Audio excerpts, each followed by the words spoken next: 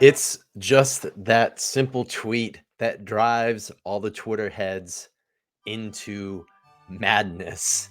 Today, a tweet went out showing the first fully automated McDonald's there in Texas. And we have a trending hashtag right now. Texas is 725. And that is in response to uh, a tweet that went out saying that you asked for a $25 minimum wage, and this is the result.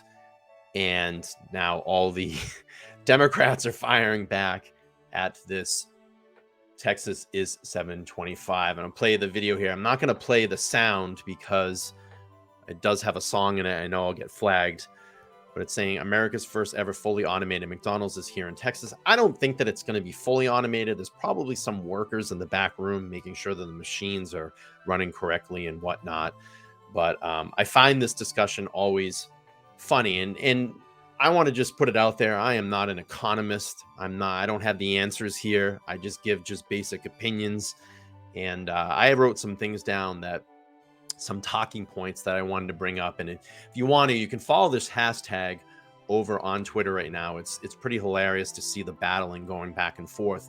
But I wrote some notes down as to why I think the minimum wage shouldn't be raised. And like I said before, I'm not an economist. I'm not someone that has all of the answers, but I'll throw some ideas out there and opinions, and you guys can let me know what you think down in the comments. But before I go on, please make sure to upvote this video here. Please subscribe down there, hit the bell notification, and always comment on this video. For some reason, the YouTube algorithm is not pushing this channel, and if you want to continue to see content like this, I really would appreciate it. So like I said, I wrote down some talking points here that I think that is just why it's a bad idea to raise the minimum wage. I think one, it'll affect full-time work.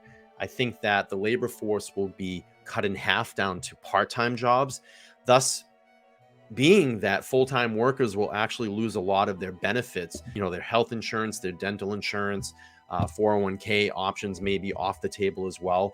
So I think raising that minimum wage, up to this $15, $20 an hour that everybody wants, it's going to affect this as well. I think also, as we know, companies are here for profit. It's going to affect the company's profit, resulting in cutting labor force. And when you cut labor force, that's going to obviously put people into unemployment. I think that also, a third point is it can create conflict inside the business. So let's just say, for an example, you have an employee that has worked maybe at this job for 5 years, and maybe when they first started, they started at $8 an hour, and over a 5-year period, through raises and good work, they've reached the $15 hour salary. And now you have someone that comes in and they automatically off the table are going to start at $15 an hour. How do you think that employee that's been faithfully with this company for 5 years, gave 5 years of their life and dedication to this company, now is on an equal plane with someone that just literally walked through the door? I'm sure that employee is going to be pissed, and that's going to create some conflict. You may have to go back and pay that employee more to stay, or they just may leave altogether, and you may lose a great worker because of this. Number 4, I think it's going to obviously affect consumer and customer prices will go up. So if you're selling goods or you need to purchase materials to sell your goods, that's obviously going to affect you as well. Obviously, with increasing minimum wage, it's going to ratchet up inflation. Things will cost more, rents will go up, electricity will go up, your cable will go up, etc., etc. Number 6, it'll force companies into more automation, and that's what you're clearly seeing here in this video. And the funny thing about this too is a lot of people are flipping about this today, but automation, especially in restaurants and retail, have been slowly happening over the last probably 5 to 10 years. So this is nothing new. It's just because this video now is going viral. Number 7, companies may have to hire independent contractors. That could be a cheaper option for them. So instead of having their full workforce, they cut down to half and they go to independent contractors. Maybe you're paying someone $10 an hour, and the independent contractors say, hey, if you just give us an extended amount of work or a longer amount of work and promise this much, work, we'll come in and do it for 975 or 950. Obviously, it's going to reduce hours for active employees. So someone that may have been at a 40-hour-a-week job, 50 hours, they're making a little bit of overtime. Company says, hey, we can't afford that overtime anymore. Hey, I can't afford you to be here 40 hours a week, but we're going to cut you down to 38, 35. Maybe we have to cut you down to 32. And there are a lot of states that can do that, where maybe in that state, full-time work, and to keep your benefits, you may only have to work 32 hours a week. So that company is actually being generous and giving you that extra 8 hours to make up 40 hours a week. Maybe they cut you back that 8 hours and say, hey, we just can't afford that 8 hours, but we're going to keep you at 32 hours so you can continue to roll with your health benefits or your insurance. So a lot of companies may be forced to do that. And obviously, the biggest thing here is it can create more unemployment. And, the company has to cut down their workforce, their labor force, and people go into employment.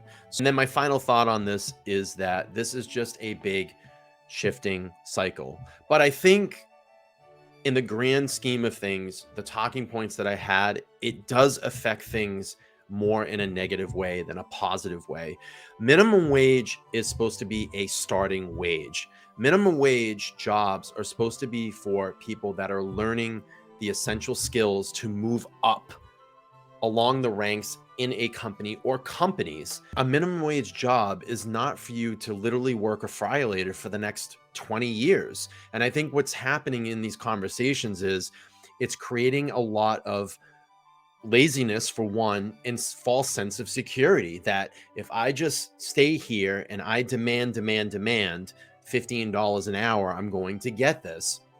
It doesn't work that way. And like I said, a minimum wage job is for someone to enter the workforce with minimal skills or no skills and learn skills to rank and level themselves up. Like I said, I am not an economist. I don't have all the answers to fix all of this. I'm just giving you some basic thoughts off the top of my head. So what do you guys think? Should we go to a $15 minimum wage? Should we appease all the people so this cuts down all the corporate greed, man?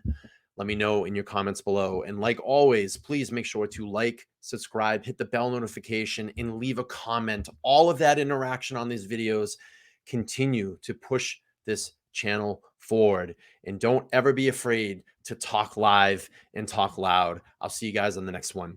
Peace.